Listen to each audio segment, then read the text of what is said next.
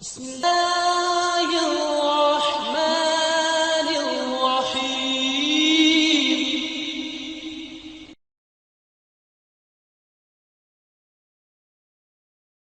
الحمد لله وكفى على عباده الذين اصطفى. رب العالمین کی امت اسلام پر عنایات، احسانات، نوازشات انگنت ذاتعداد اور بے شمار، انہی میں سے ایک بہت ہی بڑا احسان یہ ہے کہ نکاح کی مبارک چھتری کے نیچے ایک مسلمان بیٹا اور ایک مسلمان بیٹی اللہ کے فضل و کرم سے اللہ کریم کی رحمت کی امید پر ایک نئے کنبے کی تشکیل کا آغاز کریں۔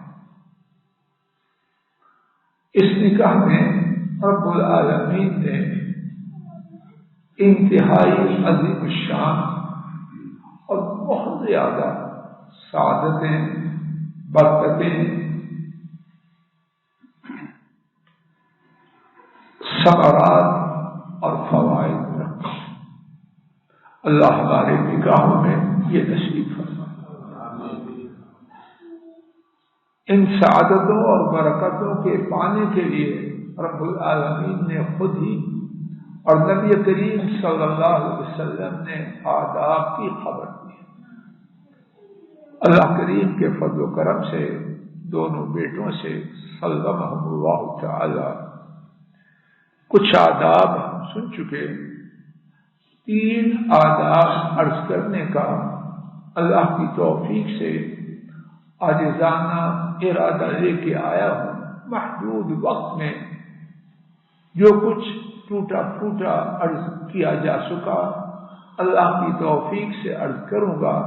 اللہ اس کا کہنا اور سننا ہم سب کے لیے اور ہمارے بیٹوں کے لیے خصوصاً خیر، برکت، سعادت اور رحمت کا سبب ہے۔ پہلا ادب یہ ہے کہ نکاح، اس میں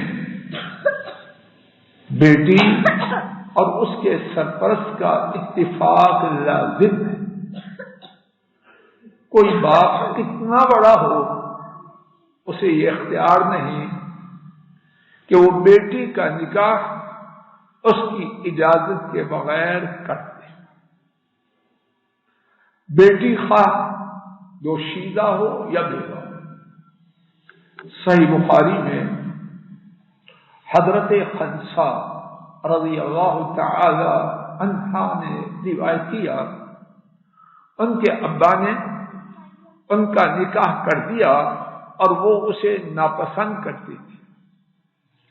نبی کریم صلی اللہ علیہ وسلم کے روبرو انہوں نے شکایت کی تو حضرت صلی اللہ علیہ وسلم نے اس نکاح کو رد کر دیا۔ صحابی اب ساری امت جمع ہو جائیں، ایک صحابی نہیں بن سکتا۔ حضرت صلی اللہ علیہ وسلم نے اپنے صحابی کا کیا ہوا نکاح اپنی بیوہ بیٹی کا رد کر دیا۔ اور یہ معاملہ صرف بیوہ کا نہیں، دوشیزہ کا بھی معاملہ اس سے ہٹ کے۔ امام ابو داؤد رحمہ اللہ نے سیدنا ابن عباس رضی اللہ تعالی عنہما سے روایت کیا، ایک شخص نے اپنی دوشیزہ کنواری بیٹی کا نکاح اس کی اجازت کے بغیر کر دیا۔ حضرت صلی اللہ علیہ وسلم کے روبرو معاملہ عرض کیا گیا۔ حضرت صلی اللہ علیہ وسلم نے بیٹی کو اختیار دیا، چاہے تو نکاح باقی رکھ اور چاہے تو ختم کر۔ یہ تصویر کا ایک پہلو ہے۔ دوسرا پہلو، کسی لڑکی کو اس کی کوالیفیکیشن کتنی زیادہ ہو، عقل و فہم میں، اپنے خیال میں، یہ حقیقت میں کتنی بڑی ہو، اس کا سٹیٹس اس کے خیال میں یہ حقیقت میں کتنا بلند ہو، دینی دنیاوی یا دونوں اعتبار سے اس کا یہ حق نہیں کہ وہ اپنے والد سرپرست کی اجازت کے بغیر نکاح کر پائے۔ 6 محدثین احمد، ابو داؤد، ترمذی، ابن ماجہ، ابن حبان اور حاکم نے ابو موسیٰ رضی اللہ عنہ سے روایت کیا، نبی کریم صلی اللہ علیہ وسلم نے فرمایا ولی کے بغیر نکاح نہیں، ولی کے بغیر کچھ ہو سکتا ہے لیکن وہ نکاح نہیں۔ انہی 6 محدثین نے اما عائشہ رضی اللہ تعالی عنہا کے حوالے سے روایت کیا، انہوں نے بیان کیا کہ نبی کریم صلی اللہ علیہ وسلم نے فرمایا جس عورت کا نکاح کیا گیا بغیر ولی کے تو کیا ہے، اس کا نکاح باطل ہے، اس کا نکاح باطل ہے، اس کا نکاح باطل۔ نبی کریم صلی اللہ علیہ وسلم کسی چیز کو ایک دفعہ باطل کہیں وہ کافی ہے یا ناکافی، اور جب 3 دفعہ کہیں کچھ بھی ہو سکتا ہے، نکاح نہیں ہو سکتا۔ امام ابن تیمیہ رحمہ اللہ نے مجموع الفتاوی میں اس بارے میں جو فرمایا ہے اس کا خلاصہ میرے ساتھ 4 نکات میں یاد فرما لیجیے۔ نمبر 1 فرماتے ہیں کتاب و سنت میں بہت سے دلائل ہیں جن سے معلوم ہوتا ہے کہ نکاح کا آخری معاملہ مردوں کے ہاتھ میں۔ نمبر 2 حضرات صحابہ کا بھی یہی طریقہ۔ نمبر 3 اس پر نوٹ فرمانا، امام ابن تیمیہ رحمہ اللہ فرماتے ہیں اس عہد مبارک میں، پوری توجہ کیجیے، اس عہد مبارک میں، بیٹا توجہ کرو یاد رکھو، اس عہد مبارک میں ایک واقعہ بھی ایسا نہیں ملتا کہ کسی خاتون نے ولی کے بغیر نکاح کیا۔ کورٹ بڑی ہے یا محمد رسول محمد کریم صلی اللہ علیہ وسلم بڑے ہیں؟ اللہ کے لیے ہوش کریں۔ سیشن جج، ہائی کورٹ فیصلہ کرے، فل بینچ، رانا صاحب سپریم کورٹ آئے تو سیشن جج، ہائی کورٹ اس کے فل بینچ کا فیصلہ اس کو ختم کر سکتی ہے کہ نہیں؟ کر سکتی ہے۔ اگر سپریم کورٹ کر سکتی ہے تو محمد کریم صلی اللہ علیہ وسلم نہیں کر سکتی۔ کسی کورٹ کا کوئی فیصلہ اللہ کے نبی کے فیصلہ کو بدلنے والا نہیں۔ چوتھی اور آخری بات توجہ فرمائیے، بات سنگین ہے لیکن احادیث شریفہ سے یہی معلوم فرماتے ہیں نکاح میں اور یارانہ کے معاملے میں فرق کیا ہے؟ یارانہ کا معاملہ، آشنائی کا معاملہ، دوستی کا معاملہ ایسے ہی ہوتا ہے، اور نکاح کا معاملہ سرپرست کی اجازت سے ہوتا ہے۔ تو جب یہ فرق ختم کیا تو پھر ہم نے جو پہلی بات سنی کہ وہ نکاح نہیں، کیا ہے؟ وہ وہی ہے جو ہوگا، وہ بدکاری ہے۔ تو نکاح کی اگر برکات کو پانا ہے تو اس کے لیے میرے منتخب کردہ 3 آداب میں سے پہلا کون سا ہے؟ سب دہرائیے، ولی اور خاتون دونوں کی موافقت سے نکاح۔ دوسری بات،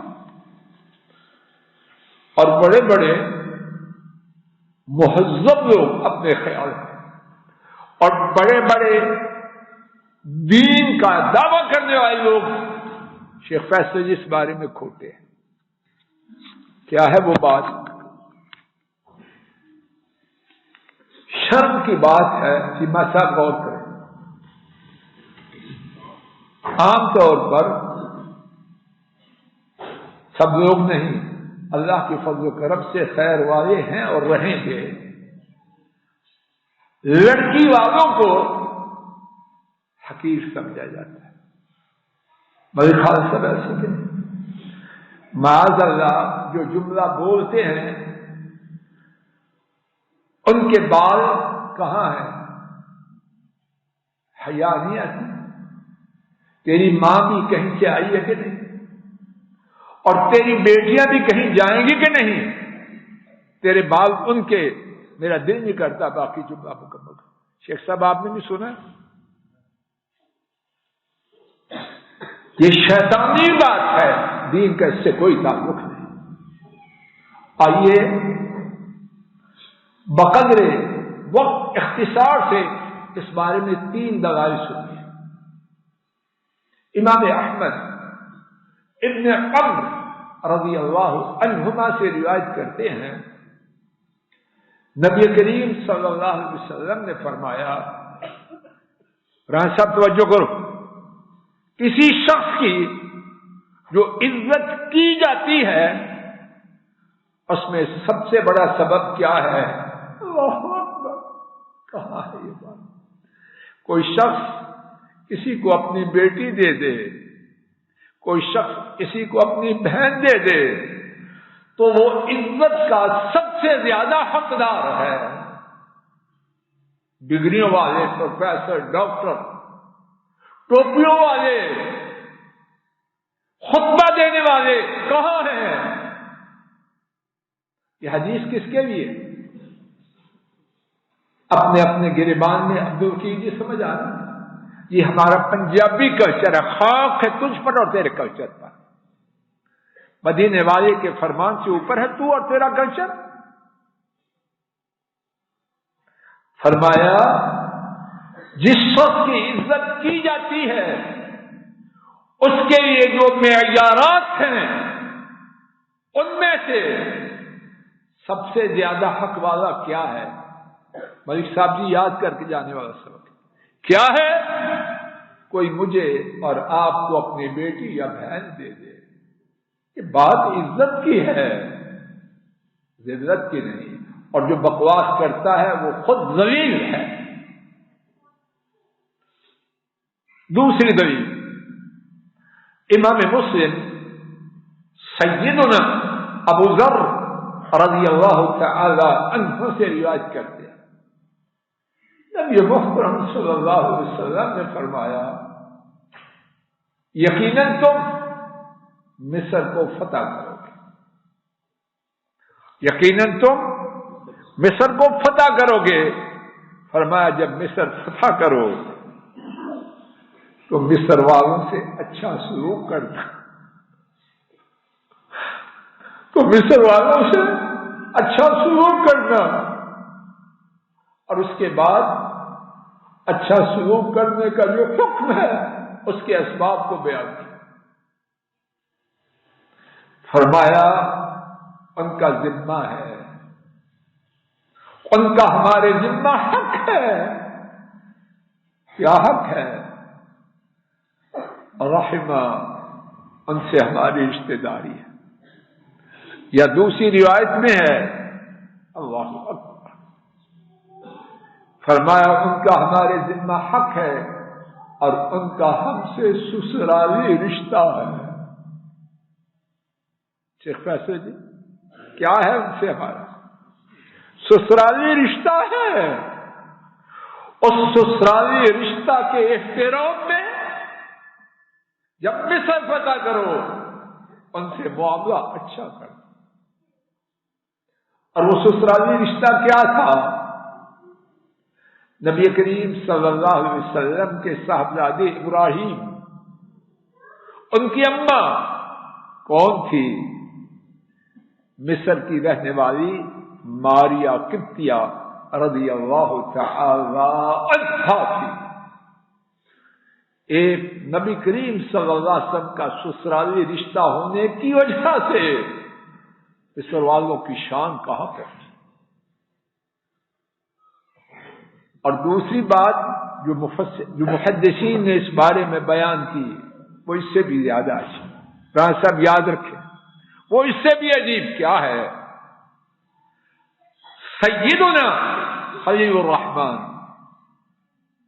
ان کے صاحبزادے اسماعیل ان کی اماں کہاں کی تھی ان کی اماں سارہ علیہ السلام. سارہ مصری خاتون سنو تمہارے نبی کی جد اعلی کی ماں اور جد اعلی اس سے اوپر اس کا سسرالی رشتہ مصر تھا.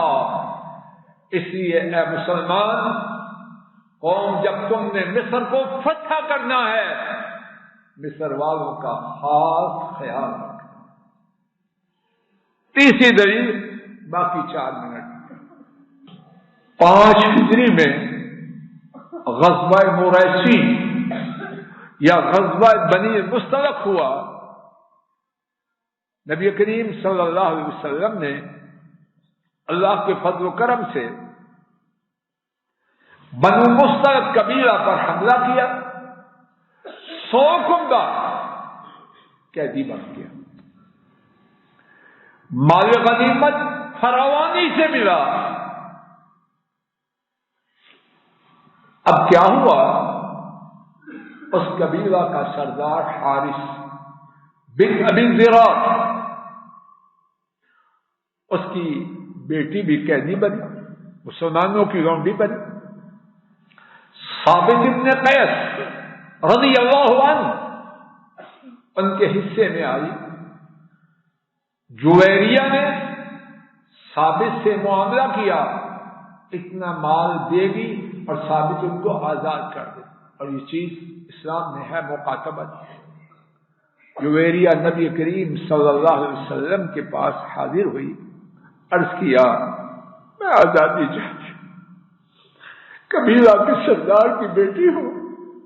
غلامی کی بجائے آزادی چاہتی ہوں. میرے ساتھ مدد کیجیے.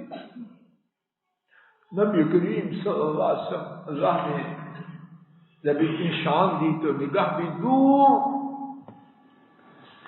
آپ نے فرمایا کیا خیال ہے میں تجھے آزاد کرواتا ہوں تو مجھ سے نکاح کر.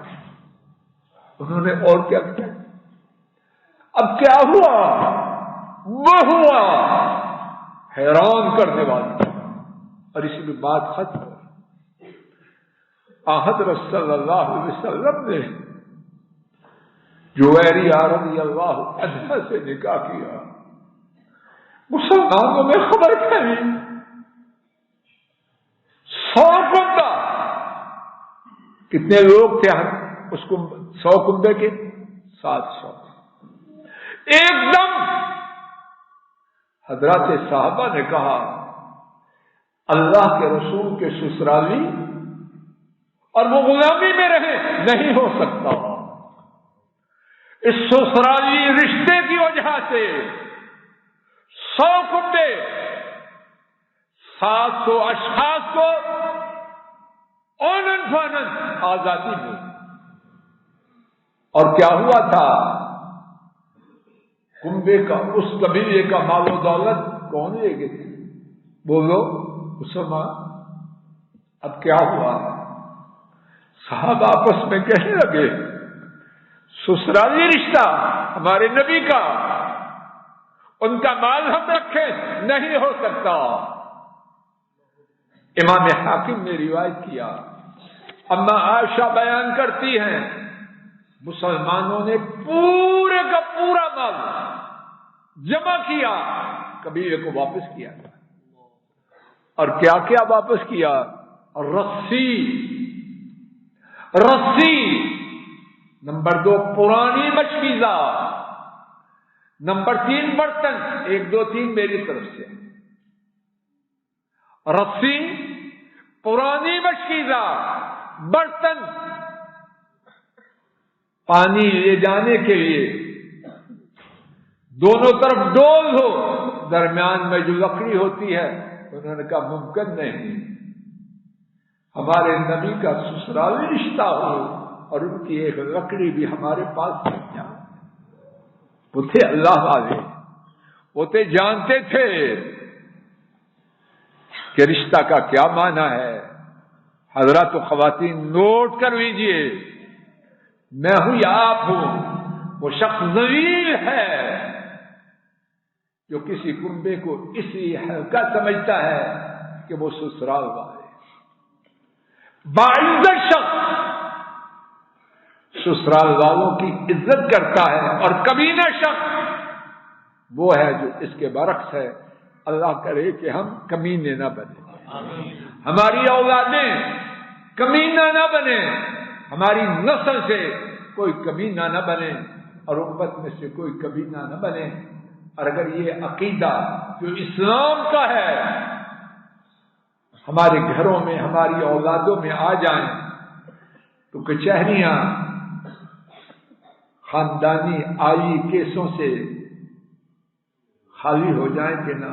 اللہ امت میں یہی عقیدہ قائم کرے اور بے وقوف عورتوں کو عقل دے کہ جو اسلام نے انہیں دیا ہے کائنات میں اور کہیں نہیں۔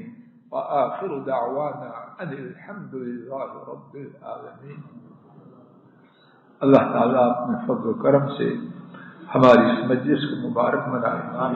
ہمارے بیٹوں کا جو نکاح ہوا ہے اور جس کی مناسبت سے میں نکمے نے اس موضوع کا انتخاب کیا، بیٹوں نے اتفاق کیا، اللہ پاک ان دونوں کے لیے، سب کے لیے اور پوری کائنات کے مسلمانوں کے لیے ان کے رشتوں کو کتاب و سنت کے مطابق بنائے، کتاب و سنت کے مطابق بنائے۔ ہماری خواتین کو یہ توفیق دیں کہ وہ پہچانیں کہ اسلام نے انہیں کیا دیا ہے، اور ہم مردوں کو یہ توفیق دے کہ خواتین کے جو حقوق ہیں صحیح طور پر ادا کریں، ڈنڈی نہ ماریں، اور خواتین بھی اپنی حدود میں رہیں، اپنی حدود کو پھیلان کر اپنے دین اور دنیا کو برباد نہ کریں۔ اللہ ہماری مجلس کو مبارک بنائے اور تا زندگی کتاب و سنت کی مجلسوں کو آباد رکھنے کی توفیق دے، آباد رکھنے کی توفیق دے۔ السلام علیکم ورحمۃ اللہ۔ یہ ڈاکٹر فضل الہی صاحب کا آفیشیل یوٹیوب چینل ہے، اس کو لائک، سبسکرائب اور شیئر کریں اور بیل آئیکن پریس کریں تاکہ نئے آنے والی ویڈیوز کا نوٹیفیکیشن آپ کو موصول ہو سکے۔ جزاکم اللہ خیر۔